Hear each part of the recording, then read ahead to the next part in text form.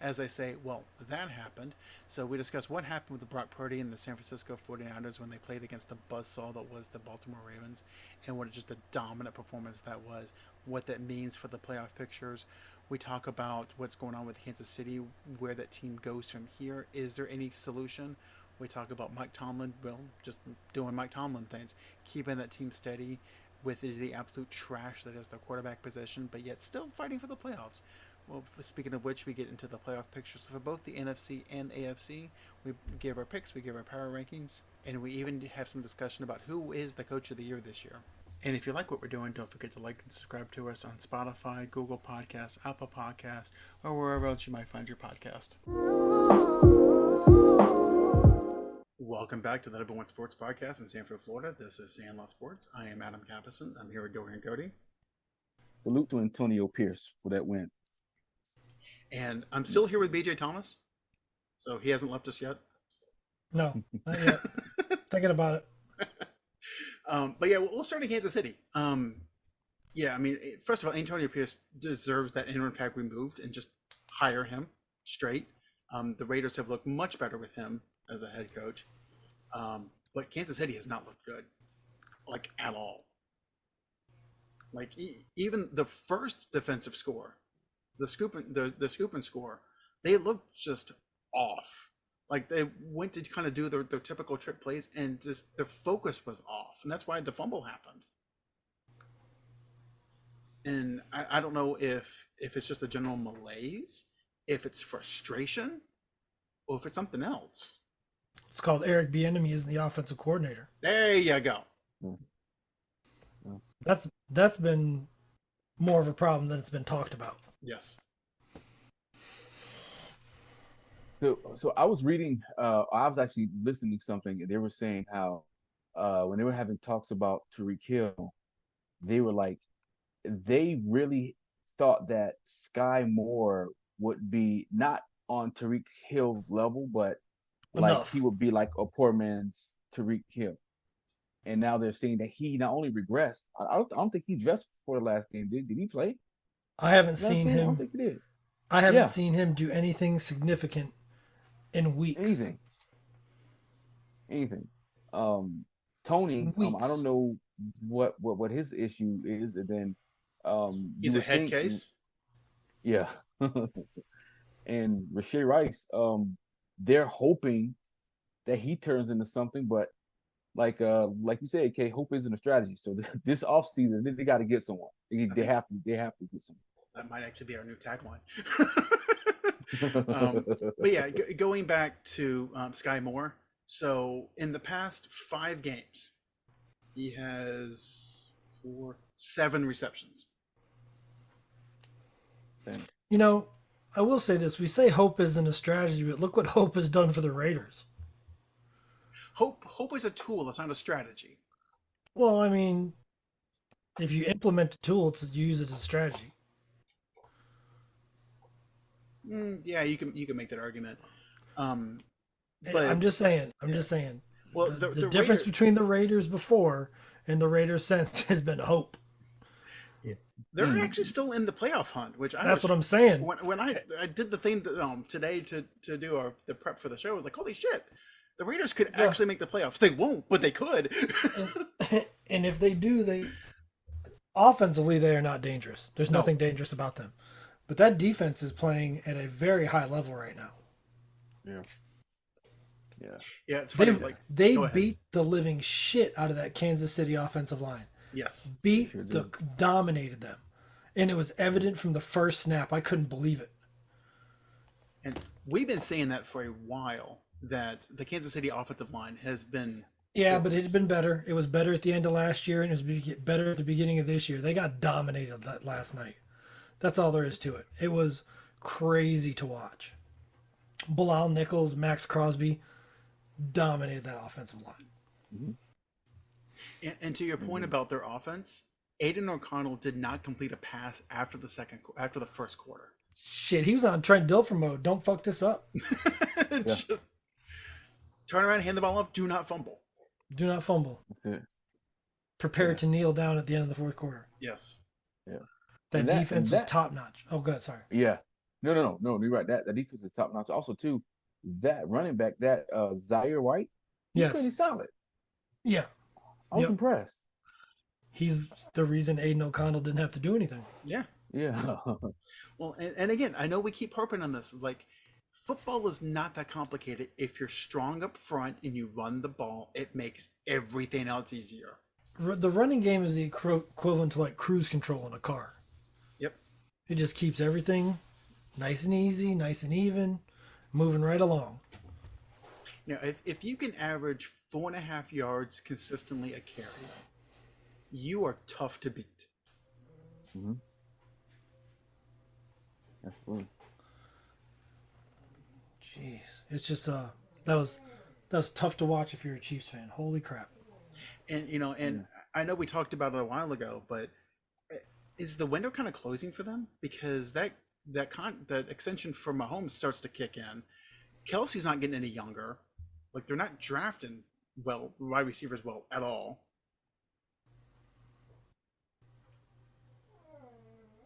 I don't know. It's very possible. They're gonna have to find young help, and that's not the easiest thing to do. Yeah, they're gonna have to find young wide receiver help who can come in and contribute immediately. Yeah. So to back up my point earlier about the run game, BJ, this was for you. So here are the teams that average 4.5 yards a carry or more: Miami, Baltimore, Arizona, San Francisco, Detroit, Chicago, Washington, and Buffalo. Now, again, Arizona and Chicago, I mean, Chicago does it because of Fields. But if you can consistently 4.5 yards a carry, you're going to be a tough out.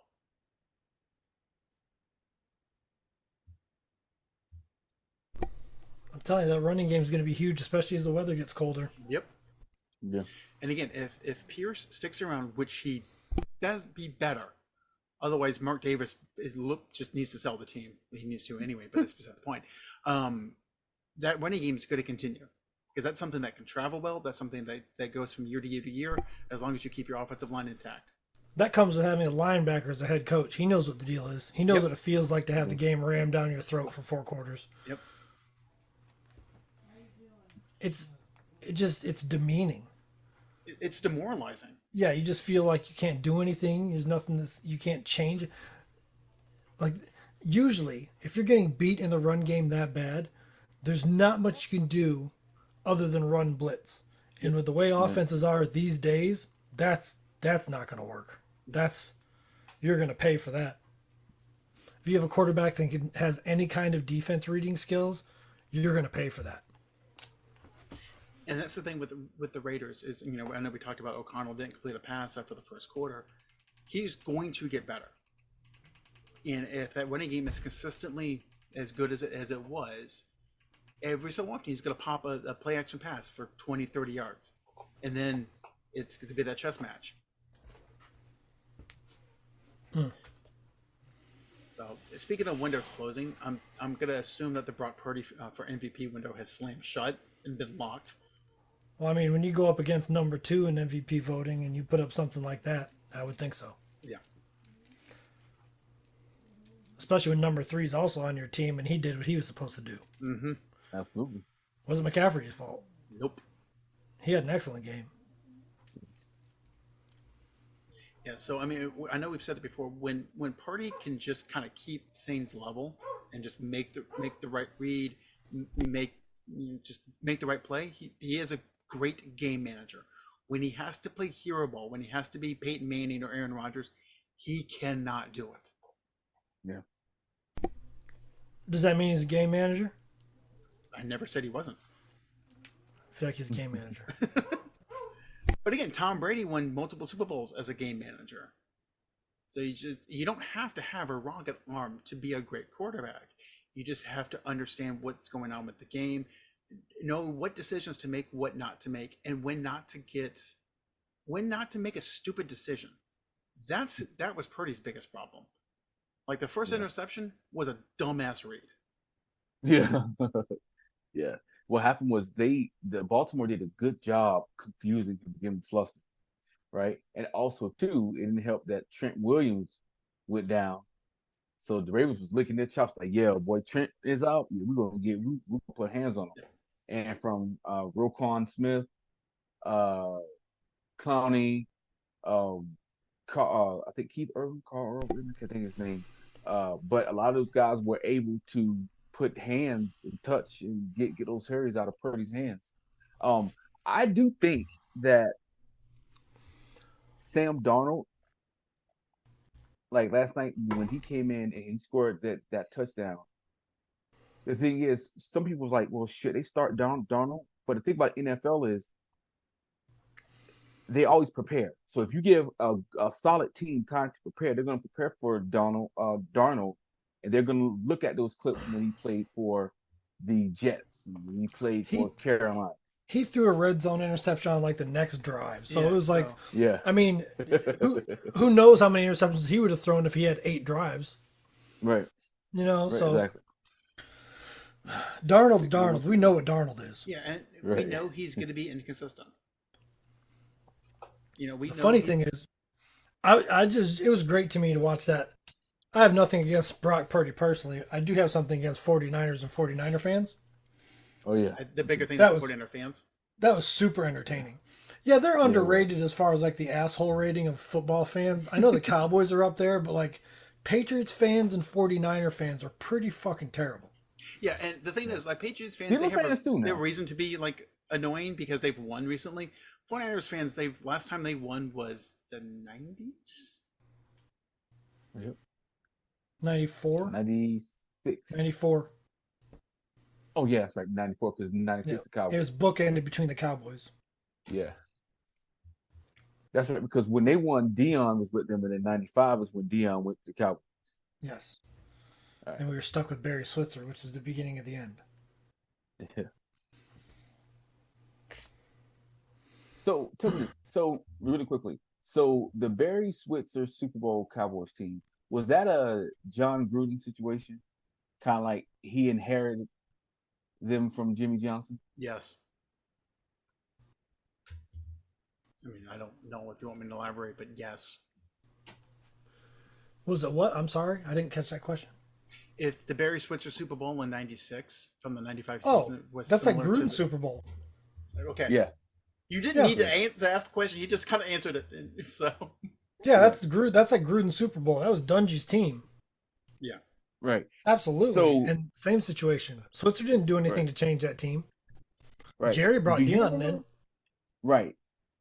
But Jerry, and I'm sure Jerry may change it now, but back then, there was a press conference and Jerry Jones was saying that like Barry Switzer's attitude was the spark that the Cowboys needed to win the Super Bowl. That was him. That was him taking a shot at that was him taking a shot at Jimmy. That's all that was. That's all. Jerry's petty. Come on now, you've been watching football for almost 40 years now. Jerry's petty. He was taking shots at Jimmy in the media. Do you think that he would ever come out and say, "Hey, you know what?" Like, yes. Oh, he did. There's a press conference. He came out and said he fucked it up. You didn't see that press conference? I didn't see that. I'll find it for you. It was either this year. I think it was this year, where he said that which is shocking because I never knew Jerry Jones to apologize. When he hired Barry Switzer came in and says, "Where's Jimmy?" He goes, "Jimmy left." He goes, "Well, where's Jimmy?" He goes, "Jimmy left, Barry." He goes, "Get Jimmy back in here." He goes, "No, this is about." He goes, "Why do you want to talk to Jimmy?" He goes, "I want to sit down and figure out how you two fucked this up." Oh wow! Because Barry coached Jimmy and Jerry in football. Really? In Arkansas. Barry coached Jerry Jones? That's crazy. Yeah, he might have been a position coach at the time, but yes, he coached Jerry and Jimmy in Arkansas.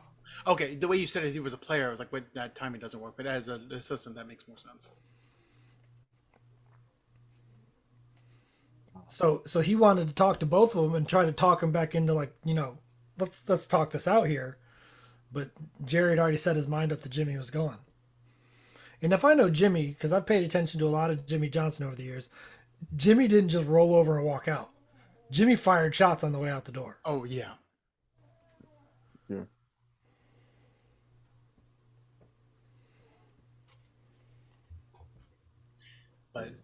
But we'll go from one bad coach to a great coach. Mike Tomlin's still doing Mike Tomlin things. Look, if anybody in Pittsburgh thinks that Mike Tomlin should be fired, go jump off that yellow bridge. Oh, it was all over social media week before last to fire Tomlin. Yep. They're all idiots. This man has been the most consistent thing in football coaching. Yeah. In football coaching. I can't count college the same way because you can refresh your talent pool with little consequences. You cannot refresh your talent pool in the NFL without consequences. That's why the salary cap's there. There's consequences for acquiring talent. He continues to do his thing with a subpar quarterback. Kenny Pickett is not even average. No, I think I sent you this in the group chat, but do you guys know who started week 1 of the last time the Pittsburgh Steelers had a losing season? Tommy Maddox. Yes. Dang. Tommy Maddox of XFL fame. And like you have to remember, they have a first round, I believe, was Najee Harris was a first round pick, was he not? I want to say yes. That's 2 first round picks they missed on and are still almost in the playoffs. Tell me how many franchises pull that off. And those are back-to-back years, if I'm not mistaken, that they missed on first rounders. I don't have it right in front of me, but sure, I'll pull it up. It's been tough sledding in the draft, and he manages. He's managing. Now that they got rid of Canada, who they replace him with is going to be huge. Well, and they just need like a decent offensive coordinator, one that like understands the game is now in 2023, not 1923. Oh man, if this team can iron out the offense, they're a contender. Yeah. Mm-hmm. I just don't understand the Tomlin hate. It's almost like It's changing them for the sake of changing them. It's they're spoiled, and that's what it is. Yeah. You know, and you can say his first title was because of Cowher, but the second one wasn't. No. And then being consistent after all of that was not because of Bill Cowher. It's because of Mike Tomlin. Yeah. Right. It's just very frustrating. It happens in Florida. It happens in a lot of big programs. I cannot, for the life of me, understand why we're just constant. Yes, it is back-to-back years. Najee Harris was 21. Kenny Pickett was 22. I cannot understand for the life of me why we throw out what we have because they're struggling. Because you're going to bring somebody new in and struggle, but you're going to set your team back years. All the progress that has been made while that coach has been there, you're going to set your team back a couple years. It's not that easy to recover. This is not college football. Yeah, and we've said that for a while, is that the NFL is not a savior league. Now, in the NBA, you can get one high draft pick and turn your whole franchise around for decades. The NFL is not like that. You have to not only hit multiple first rounders, but you also have to hit later in the draft. And as you said, Najee Harris and Kenny Pickett, those are not hits. And they're still struggling, and they're still getting there. They're still in the playoff hunt. Like, that's good coaching. Yeah. I don't care what you say. I don't care what anybody in Pittsburgh thinks. You're being ignorant. Who are you going to replace him with? Have you not paid attention to how the new hires have gone lately? Yeah, anybody? Get Matt Patricia from Philly. I'm sure he's looking for a job soon.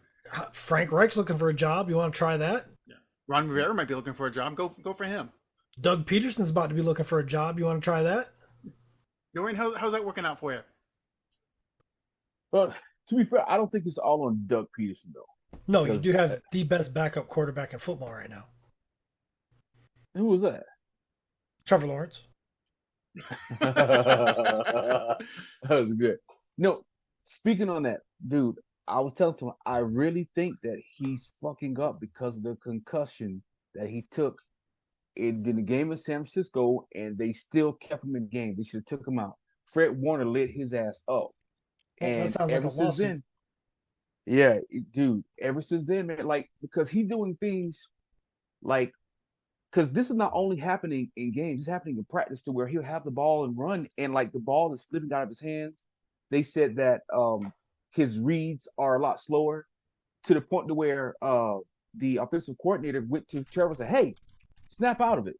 They said that people who've been at the practices like something is weird with Trevor Lawrence, and I think I hope it's not, but it could be an AB situation because he just flipped it. I don't know who he is.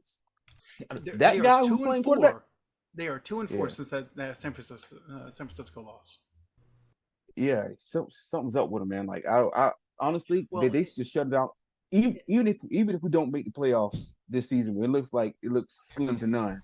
But sit him out and see what's wrong with him. I want to clarify something. So first of all, Antonio Brown was already a knucklehead. He was a knucklehead at Central Michigan. He was a knucklehead when he came into the NFL. Vontaze Burfict broke him, but he was already on his way out. Okay, Trevor Lawrence was not a knucklehead. Now he had his brain scrambled, and that's a whole different conversation. But I don't think his personality has changed. My concern is like what you just said. If he's just dropping the ball in practice, that's a mechanical thing. That's your shit doesn't fucking work. Something's wrong with you. You need to be looked at. Right. Because if you realistically, if you're just walking around your kitchen and like you're holding a glass and it just falls out of your hand and that's consistent, that's a neurological problem. Right. And that's what I've been reading, that the front office is concerned, like to the point to where Shad Khan went to the press like, "Yo, what's going on? Like, this is not Trevor." And I think they should shut him down, run some CAT scans, because he's not the same. He hasn't been the same since. And then that last hit he took in the game against Tampa Bay, he's just a different person. Yeah, and the thing with concussions that everyone forgets is the concussion is a problem. If you don't allow your brain to recover from a concussion, second hit syndrome is significantly worse. And if you do not allow your brain the time, because you can still go through all of the protocol and be cleared, and your brain still has a concussion. Okay, you're still moody, you're still sensitive to light, but you can fake it. You can get through it because you know you have your job. And I fear as if that might be going on. Well, he's cleared the protocol, but the protocol sucks. Yeah. Remember, didn't at one point, 2 years ago, didn't Tua clear the protocol and they end up taking him out? Yeah, because he had a neck injury that was last year. Rebooted. Yeah, it was. Yeah, last year. Yeah. When he got rebooted at Buffalo. And they got slammed on. I believe he got slammed on the turf after that and went out for weeks. No, he was back the next week against Cincinnati. No, and then it happened again, Yes. And then he went out for weeks. Yes. And they were looking to file lawsuits and all that, and he just came back. And that's why going into the season, we didn't know how well the Dolphins would be, because we didn't know how long he'd be on the field. Goodness gracious. So we've talked all of this time about good teams, bad teams, playoff teams. We haven't mentioned Stafford and the Rams. Yeah. Or Flacco and the Browns. Oh, the Elite Dragon in Cleveland? Bro. Yeah. Dude. This guy was on the couch 3 weeks ago, and he's become the story of the NFL. Like, he literally pulled a Vinny Testaverde and doing it much better. Sitting on the couch in sweatpants and a t-shirt watching football, and he's like, I could do that. And then does it. So just for comparison, of all the quarterbacks who have played in the NFL, and we've played 15 games now, Joe Flacco is 25th in touchdown passes. He's played 4 games. I'll tell you, Amari Cooper's got to feel like he took the biggest hit of cocaine or something right now. Just floating through the sky, just feeling great, re-energized. Just life is good. Is anybody feeling better than Amari Cooper right now? And David Njoku? Nope. I don't think anybody is. The pass catchers for the Cleveland Browns are on cloud 9. Like, oh my God, we've been waiting for this all year. And that defense has gotta be grateful that they can sit on the bench. Just sit back and go, oh, thank God. They've probably got 5 or 6 game minutes back of sitting on the bench. Yep. A game. Like, that's huge. That's 20 minutes probably. So now there are 2 players in NFL history that have had a 200-yard game for 3 different teams. Amari Cooper is one. You know the other? I believe you told us it was T.O. It is T.O. Yeah, T.O. I would say. Yeah. What was it? San Francisco, Dallas, and Philly. Yep. That's a pretty good company. Yeah. Yeah, the number 3 receiver in ever. Yeah. Yeah. So I do think it's funny that on the message boards they're calling him the Elite Dragon because the whole conversation was, is Joe Flacco elite? Oh, he's elite. Yes. Yeah, that is not a team you want to play in the playoffs. No, and I think we've called that is they are scary, and they now their offense is finally caught up to their defense. Yeah. So, and speaking of the playoffs, here's our weekly playoff picture. Where'd it go? So, let me share this for you guys. So in the AFC, Baltimore has the inside track for the number 1 seed with the victory at San Francisco. Miami has clinched the playoff berth, so this is why you don't take betting advice from us. I said they wouldn't make the playoffs. They have they have already clinched the playoffs, and they will probably clinch the division. That one's solely on you. Yes. Yes. Let's clarify. I don't think either one of us said Miami wasn't making the playoffs. I just want to be clear. So Kansas City's at 9-6, and Jacksonville's at 8-7, leading the divisions. Cleveland's at 10-5, and then Buffalo and Indianapolis run out where things stand. Kansas City is so lucky that the Chargers suck. Yes, Mm-hmm. and they are like dancing now that the Patriots beat the Broncos the other day. Yeah, I mean that was huge. That was huge. But if the Chargers were even 3/4 of what they should have been, they could be the division lead right now. Yes. Or at least 8-7 in a game behind. Jeez, boy, Kellen Winslow took a hit to his coaching rep. That's for sure. Kellen Moore? Yes, Kellen Moore. I'm sorry. Kellen Moore took a huge hit to his coaching rep. You're talking about Herbert, Eckler, Keenan Allen. Quentin Johnson, who was supposed to be a stud. Well, no, that guy sucks. I said he was supposed to be a stud. Well, it doesn't matter. We don't know who drafted him. What we do know is he can't catch a football unless it's glued to him. Who's the other wide receiver they had is pretty solid? Palmer. Mike Williams? Mike Williams. But Mike Williams. Geez, between those two guys, I don't think they've ever finished a season together, have they? I don't think so. Have either one of them played 12 games together in a season? I'd be very surprised. I'd have to look that up. I don't know. Keenan Allen's knees have been the bane of his existence, and then Mike Williams always has something: ribs, knees, something, back. Like it's just tough. It's tough. But yeah, the Chiefs are so lucky that this is happening to them this year, or they would not be hosting any home playoff games. Well, and that's the thing, though. So, like, even if they win the division and they win in the first round, they will probably go on the road against Miami. Yeah, but if the division was what it's supposed to be, they would not have any home games. They'll at least have one. Where I was going with that is, do you know Mahomes' record in road playoff games? No. He hasn't played one.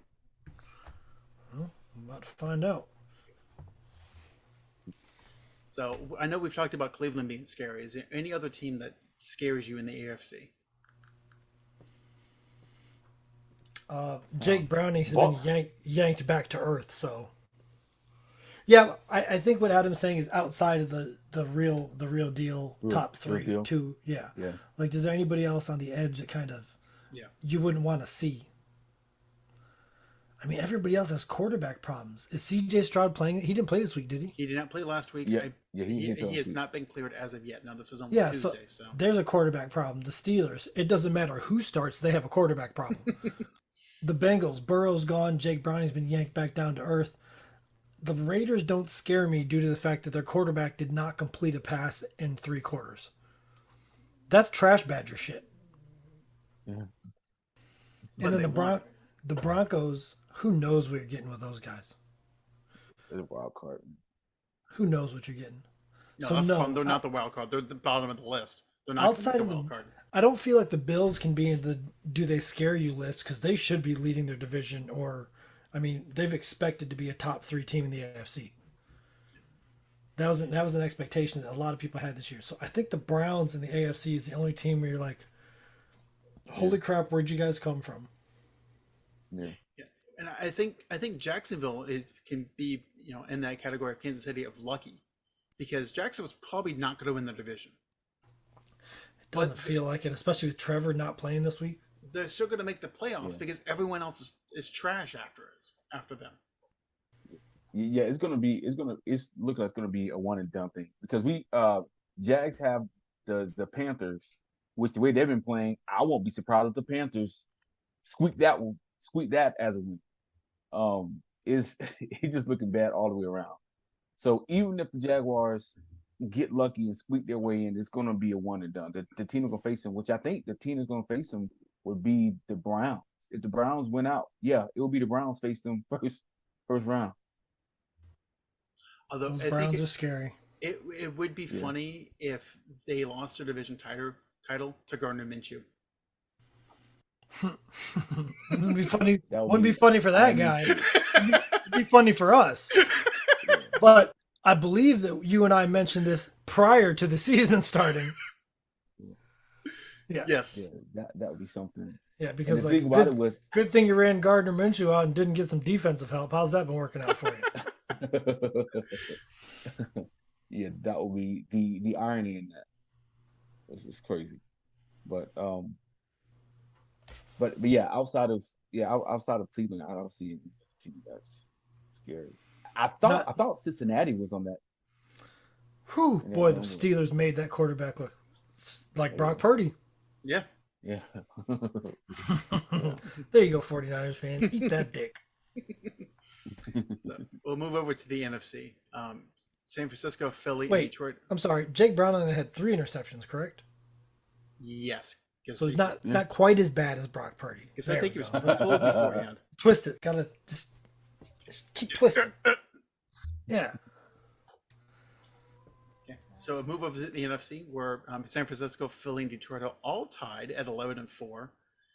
Tampa has a winning record, thanks to their win over Jacksonville last week at 8-7. Dallas has clinched the playoffs, and the playoffs are rounded out with the Rams and the Seahawks. So to me, I think these are the 7 teams in the playoffs, because what's left is Minnesota, Atlanta, Green Bay, and New Orleans, and all of those teams are a game back. Yeah, that's kind of tough to make up in 2 games. I want to say the Rams, being the scariest team, not expected to be one of the division leaders. But if Geno Smith and the Seahawks are healthy, Kenneth Walker is healthy now, and that defense has improved, they're pretty scary. But I feel like the Rams are still a better team. I guess I'm going to have to go with the Rams. I said all that to say that. And I'm going to bet you that if it stays like this, the Rams will win their first playoff game, because it'll be Matthew Stafford at Detroit. Adam's already protecting against the bad juju. I just know the truth. Oh man. How do you feel about the Cowboys Lions this week? I'm good. Yeah. Yeah, I know who I'm picking. So don't put that bad juju on us. Where are they playing? Dallas or Detroit? Dallas. Detroit. Is it? No, you're right. It's in Dallas. I thought it was in Dallas because I saw them say that the Cowboys have scored 39 points a game at home, and I was like, tasty defense coming into the AT&T Stadium. So that could be good for the Cowboys. Yeah. So, I think, like I said, I think the NFC picture is pretty much set. The seeding might change a little bit, especially with San Francisco, Philly, and Detroit all being tied, and then the Rams and Seahawks being tied. I think that will be sorted out, but the teams I think are set. I don't think anybody wants to see those Rams. No. And I hate to say it, I don't think anybody wants to see the Bucks either. Yeah. They're warming up at the right time. And you remember those Giants Super Bowls? They look shitty most of the year. Yeah. They look shitty. And all of a sudden around playoff time, I was like, wait a second. You're beating good teams. You're playing good football, playing good defense, scoring points. So are you saying that there's a possibility of Super Bowl winning quarterback, Baker Mayfield. He has multiple options at receiver. Roshan White, I believe that's his name. Is that correct? Yeah, Rashad White. Rashawn White has been playing very good running back. Son of a bitch cost me my fantasy league. Yeah, so the Bucks are also scary. I'd put them equal to the Rams as far as don't want to see you in the playoffs.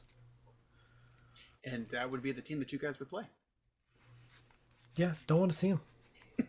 And that game's in Tampa. Would be in Tampa. Again, there's still seeding to be. I believe the Cowboys are comfortable going to Tampa and knocking them out of the playoffs, though. Happened We did last year. Yep. So that's something to look forward to. And if there's anything we know about Baker Mayfield is if you can stress him, you got a chance. Yep. And the Cowboys tend to stress quarterbacks. And if you can block Micah Parsons without holding him or tackling him, it doesn't happen. It does. I don't. You can call me a homer, a Cowboy fan, this, that, and the other. They are violating that man on a down by down basis, and it's not getting called. It's absolutely nuts. I saw some of the screen grabs. It was. Yeah. blatant. If you say anything about Micah's this and he doesn't have that many sacks, just please watch the games. He gets tackled, choked, grabbed, spun around, like just stuff that just doesn't happen to other people because they aren't a threat. It's crazy. You know who it reminds me of, seriously? And this might be because of the resume, it's a bit of an exaggeration. But do you remember when Shaq came to Orlando? I was just thinking the same thing. And he was so much stronger than everybody else that the refs handicapped him by calling fouls on him because when he would back people down, they would fly into the fucking bench. And it's not because Shaq was throwing him in the bench. It's because this is one of the strongest 300-pound human beings that we've ever seen. Mm-hmm. And that's what's happening to Micah. He's faster than these guys, and he's stronger than a lot of them. And on a down-by-down basis, he's being handicapped by the NFL. And I'm glad you mentioned Shaq. And like I said, that was exactly the comparison I was going to. It was going in my head. It was, just completely referee differently.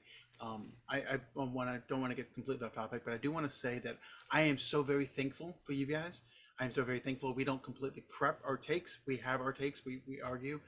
We don't just say stupid shit to get on YouTube and to get clicks.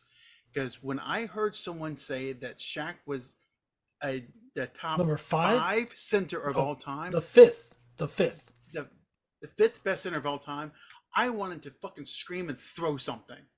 So did the people on the show with him. Yes. I can't remember who said it. It was Mad Dog Russo. Oh, he's a moron. He's a moron. He's what happens when you do coke for 30 years of your life and then stop. Combination of cocaine and syphilis. Yeah, it's just. Yeah, I don't. That's fucked up. I can't think of anything that he's ever said that was intelligent. I don't like listening to him. He's basically like 90s Howard Stern for sports. Yeah. He's just a shock jock. He's not. It's not. I don't like it. He's one of the reasons I don't watch ESPN. There's several, but he's definitely one of them. I just don't care. I don't care to hear the arguing and the taking of a side to further a conversation that's dead. It's just like if somebody said, well, the Ravens beat the 49ers. Oh, he didn't beat them that bad. No, they got their ass whooped. It was an ass whooping. The conversation's over. Yep. Next subject. Yeah. Move on to MVP. Okay, it's Lamar. Move on. I mean, yeah.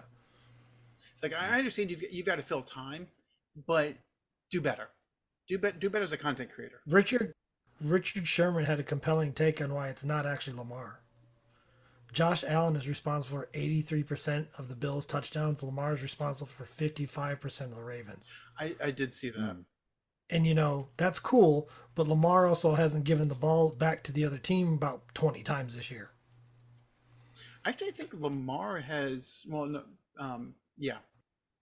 The stat I saw, Lamar had roughly the same amount of interceptions.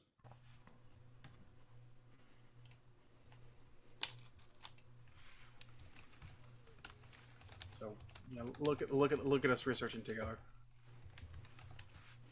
I'm curious.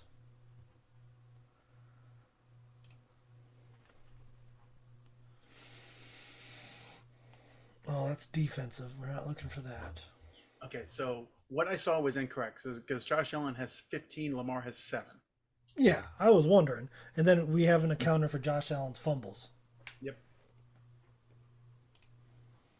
Most turnovers by a player? Ooh. Sorry, buddy. Trevor Lawrence has 19 right now. Yeah. I didn't mean to do that to you. That was not planned. No. That was not planned. This is what happens when we don't. However, Josh Allen has 18 turnovers. So how many touchdowns does he have? He has 27 passing touchdowns. How many rushing? Hold on one second. Please. He has. I can't be right. 13 rushing touchdowns. Yeah, sounds about right. So 27 and 13 is 40. Minus 40. 18 is 22. I'm just saying. That's a weird stat. But he's lost 18 possessions for his team. How many has Lamar lost? Like I said, 7 interceptions. You've got the. Oh, yeah. 13 total. And so Lamar only has 24 touchdowns. Total. It's Yeah, 5 rushing, 19 passing. Lamar Jackson has 13 total turnovers. Oh, so actually, Allen still got more touchdowns even when you subtract the turnovers. Yeah. I mean, it's a good case. It made Keyshawn Johnson get up and walk out, but the truth's the truth. Allen means more to the Bills than Lamar. I mean, the defense turned the 49ers over 4 times last night. 5 times total, wasn't it? Yeah, you have 5 interceptions. I mean, Lamar Jackson did not have a spectacular game. But he didn't need to. Right, but I mean, he did well. He did good, but I don't know. I have to agree with Richard Sherman. I'm not sure.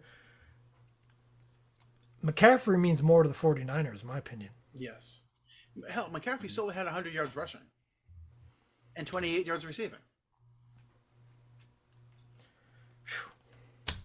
And that's not because Adam and I have money on McCaffrey to win the MVP either. That has nothing to do with it. That's just full disclosure. That's a consequence. That's just that's collateral damage. It wasn't intentional. You know who's not on this list in the top? Whew. Boy, people hate, and they can keep hating. Dak Prescott has 9. 7 interceptions and 2 fumbles. And he has 30 touchdown passes. Just saying. Y'all can kiss my ass about Dak Prescott. So yeah, just because BJ brought it up. So here's the odds for MVP. So Lamar is at negative 180. So again, you have to bet $180 to win 100.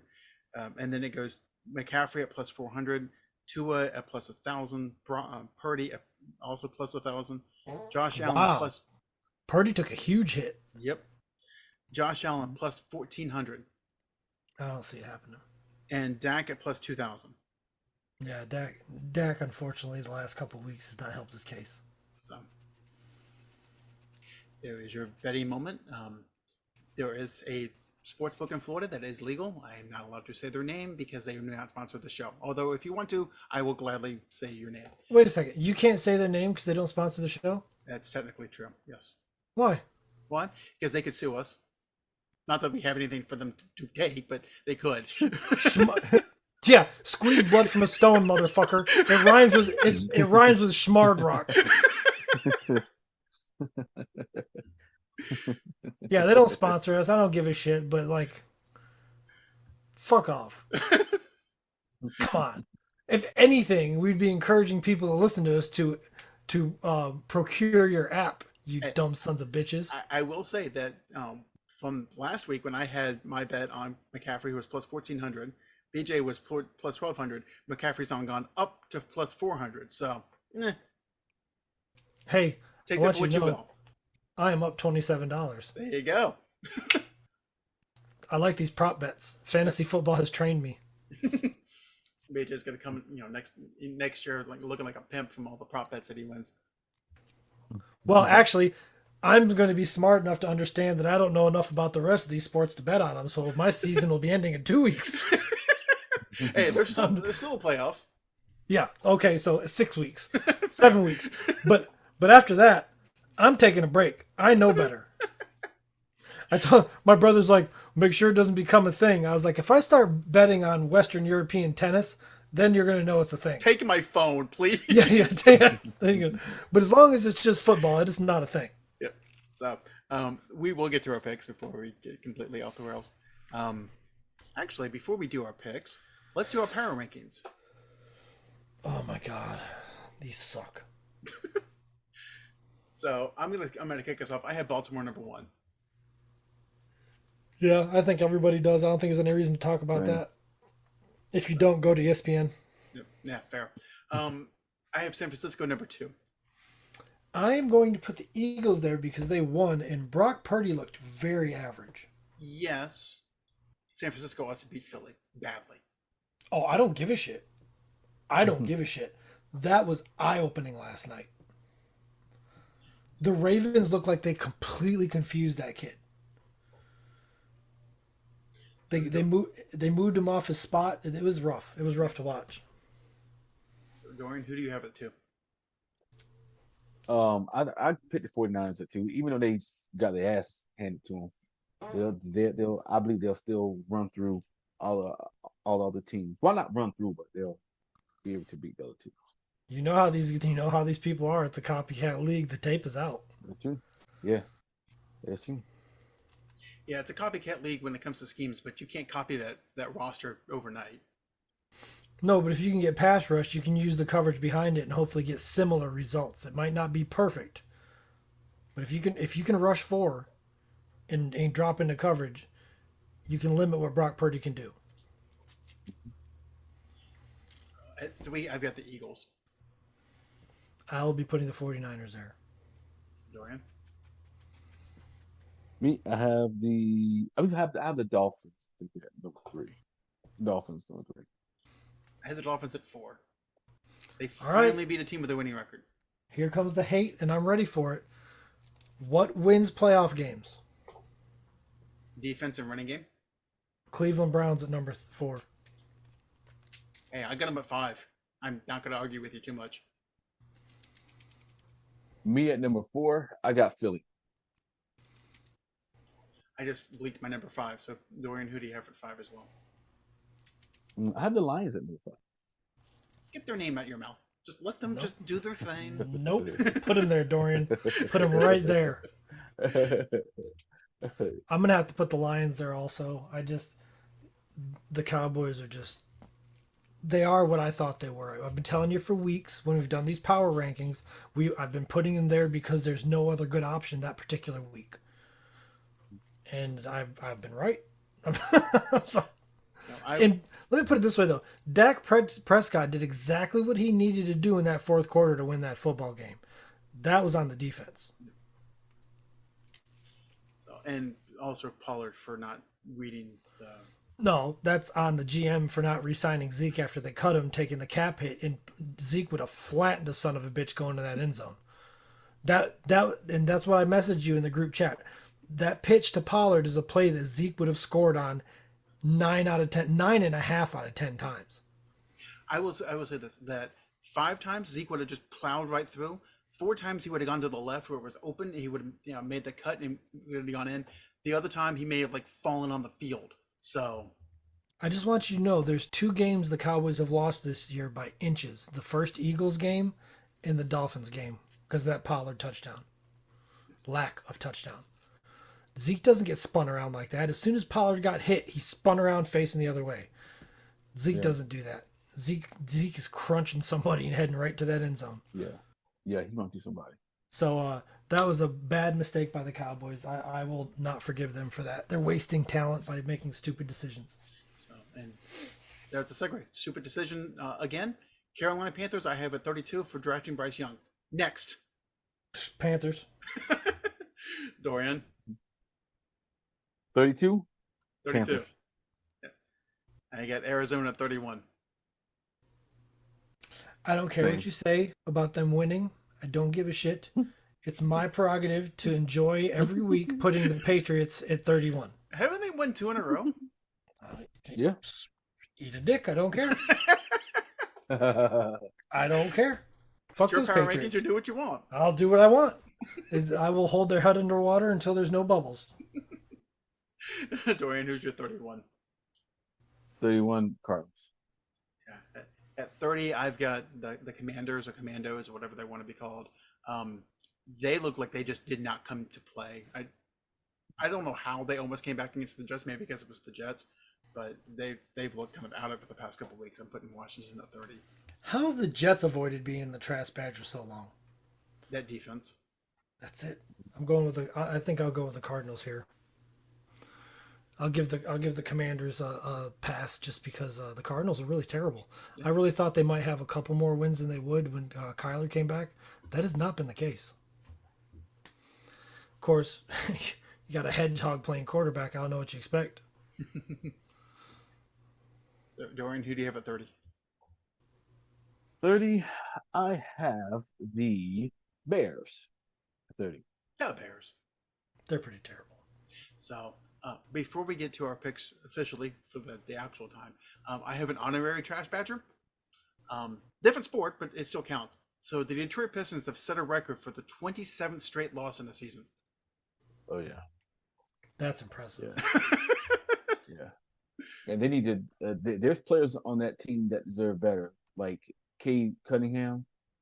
They should go ahead and put him trade him to another team. Do him a favor. Don't. This is supreme tanking. This is top level tanking. Tanking on a level that no one's ever seen before. If you're Monty Williams, you just go, fuck it. I don't care anymore. We're all humans at some point. I don't know when the breaking point is, but I gotta imagine there's a breaking point where it's just like, whatever. Yeah.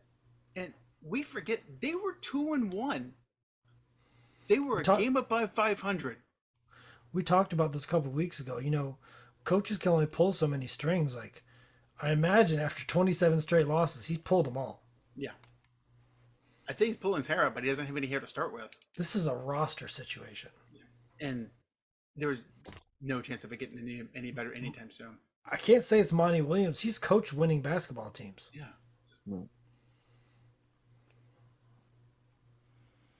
So, I mean, here are their leading scores for today. So Cade Cunningham had 41. Bogdanovich had 23. And then Jalen Doran had 12. Alex Burks had 15. That's it. So what they were telling you is bet Lion games and bet Detroit Piston games and take the under. Yes. Or try it. Just take the money line for the other team. You may not get a lot of payout, but you're going to get something. Yeah. If you just I've learned that over the past couple of weeks. Just pick all the ones that are supposed to win and do that over the course of the year. Make some money. Yeah. You won't make a lot of money, but you'll still be up. It's still free money. So now we'll do officially our picks. And we'll go to the game that BJ kicked us off with. The Lions versus the Cowboys. Dallas is a 6.5-point favorite. I don't know why I'm doing this. I'm going to pick the Cowboys. It has not worked out for me. Dorian? They're playing in Dallas. I think it's going to be close. But I'll pick Dallas to win. To win or to cover? What's the spread? 6.5.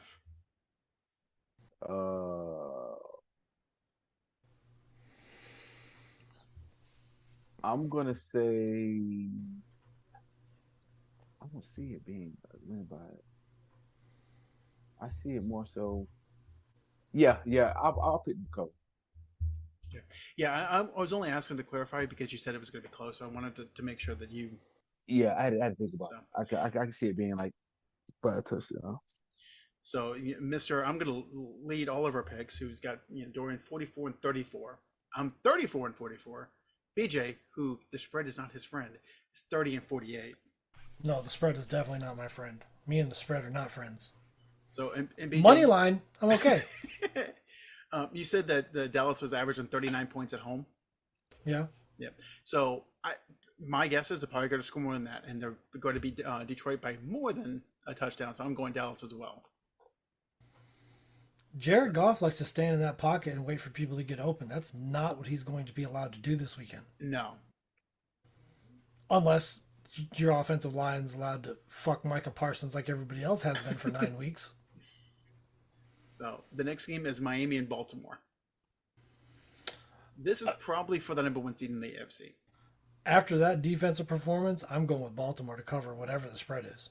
Spread's 4 with Baltimore. It could be 10. I don't care. That was impressive. Yeah, I'm picking Baltimore as well. Especially they're saying that Jalen Waddle may be out this game because of high ankle sprain. Yeah, I saw him limping off, and I saw the tackle. I wasn't too inspired by what I was seeing. I hope he doesn't miss any more than one game because that offense is absolutely hilarious to watch when it's running correctly. So the only thing that gives me pause is a letdown from Baltimore. I want to pick them. I really do. Just there was a significant high against San Francisco. And how did they recover? But I think because this game is for the number 1 seed, I think they're going to pull it out. And frankly, Dallas is the only team with a winning record that Miami's beaten. So, you know what I think helps that is the fact that Lamar Jackson's not a too high or too low kind of guy. He's very, like, even on the field, he's pretty even keeled. I think that's really an asset to a football team. Yep. So, Yeah, and go ahead. Harbaugh's been a very good coach for a long time. So I think when you have a quarterback like that and a coach like that, I think you got a good shot at coming out prepared for whatever's in front of you every week. I always go back and forth. Do you want somebody that's fiery that can, will get up in your face and do the rah-rah Cisco and ball stuff? But I don't think so. I think you want someone that can like get excited and can lead, but you don't want someone that's over the top. It's situations during the game, yes, when there's urgency, but at the end of a game in a press conference when the deed is done and we're talking about it, there's no need to go high or low there. You know what I mean? Like, I understand why Patrick Mahomes was barking at his offensive line because that was a crucial moment in this game. Either you're going to stand up now and we're going to fix this, or we are screwed. There's playoff positioning on the line. There's a victory today. Like, there's things on the line today. So I understand that. But the ability for quarterbacks to make sure that they are not too high or too low in press conferences and that almost monotone delivery, that's such an asset. Such an asset. So the next is Cincinnati versus Kansas City.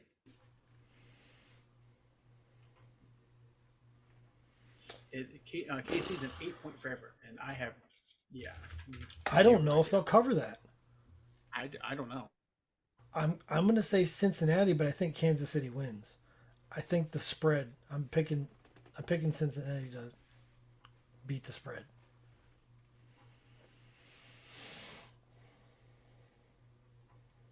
You know what?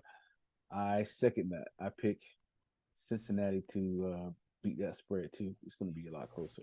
Yeah, I don't know because both these teams are struggling. Both these teams, I have no idea what the hell is going on with them. I really have no freaking idea. I'm gonna go Kansas City just because I think Jake Browning got more exposed than the chief offensive line. So next up is Green Bay versus Minnesota. Minnesota's a 2.5-point favorite. I'm going with the Vikings. I've been impressed with how Nick Mullins has looked with Justin Jefferson being back.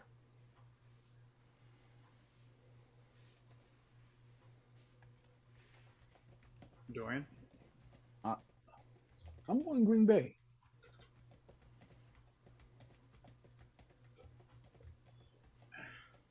Nick Mullins has a tendency to throw interceptions a lot. I'm going Green Bay. So final game is Pittsburgh versus Seattle. Seattle's a 3.5-point favorite. This will knock the Steelers out of the playoffs if they do not win. The Vikings don't have Hawkinson either. He's out for the year. Yep, blew out his ACL and MCL.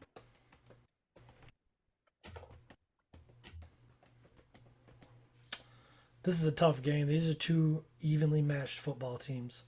I'm going to say Seattle covers just because it's in Seattle. That's the only reason. And the quarterback position for the Steelers is one of the biggest train wrecks in football right now. Mm-hmm. Dorian?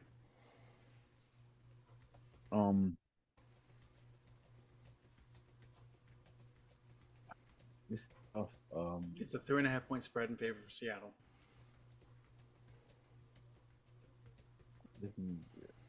I think Pittsburgh's defense gonna hold up, man. I pick Pittsburgh. Yeah, I'm going that way too. You're both right. Pittsburgh's defense is legit. Their quarterback situation is completely total trash. But I think that defense keeps him in it, and Geno makes a mistake at the end. And it's a 15-13, 16-14 game. Pittsburgh wins. So, because again, Pittsburgh is still alive for the playoffs. I don't fucking know how. Absolutely nuts. So, and that brings me to my final topic of the night. Who wins Coach of the Year? Is it Tomlin? Is it Stefanski? Is it Dan Campbell? Our Coach of the Year or the actual Coach of the Year? The actual Coach of the Year. Could be Harbaugh. Yeah. I don't see why it couldn't be John Harbaugh.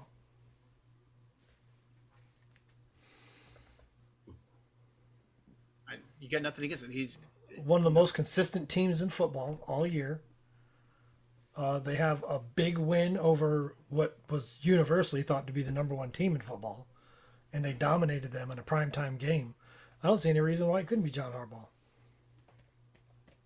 Mike McDaniel is probably a popular pick, but they've only beaten the Cowboys.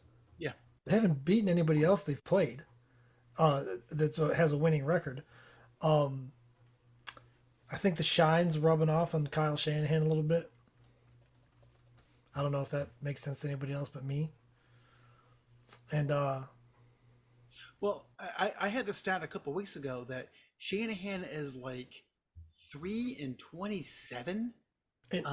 If they were trailing at halftime, it's insane.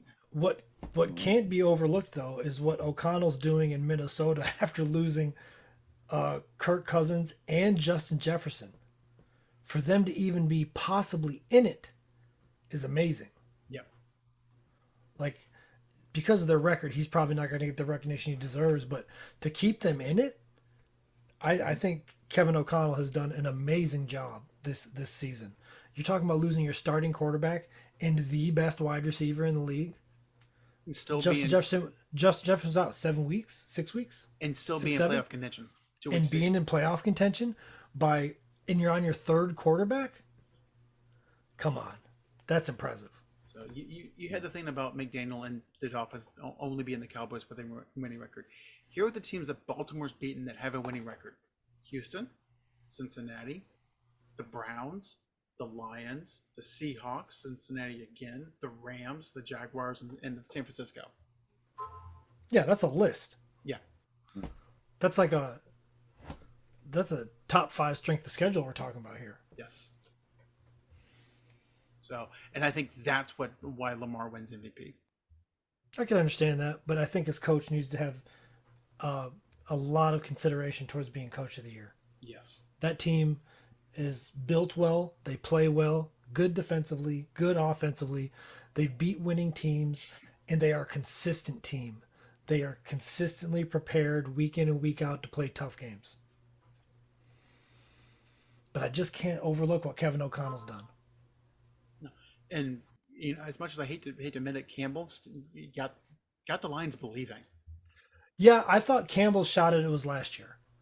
Yeah, that's fair. You know what I mean? But what John Harbaugh's done, building the monster that he's built and keeping them motivated and consistent, and then what Kevin O'Connell has done, those seem more impressive to me this year. So you don't think Stefanski in Cleveland deserves any consideration?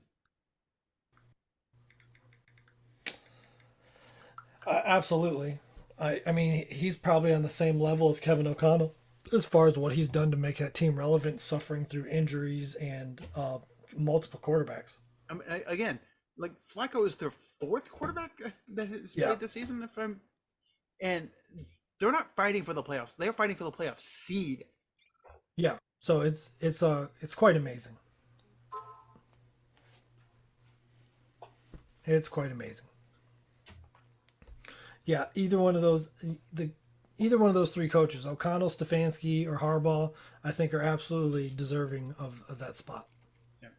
And I do agree with you. Like the shine's kind of worn off McDaniel because the offense was great, and then it's kind of petered out. Shanahan, Not to mention they folded in big games they needed to win. yeah. Shanahan, like again, if you're bleeding at halftime, you can cruise. Shanahan, this is not a Brock Purdy thing. This is a Kyle Shanahan. No, I cannot come back. He's a front runner. Yes, he's a front runner. But yeah, absolutely. I'm that's my vote for those three coaches. Dorian, anything from you? No, I think you can go either way. I'm pretty sure. To me, probably Harbaugh is probably the front runner right now. Feels like it, in my opinion.